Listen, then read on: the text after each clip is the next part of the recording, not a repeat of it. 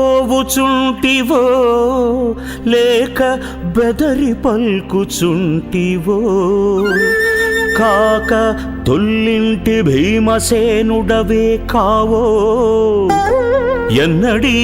చెవులు వినని కనులు చూడని శాంతంబు కానవచ్చే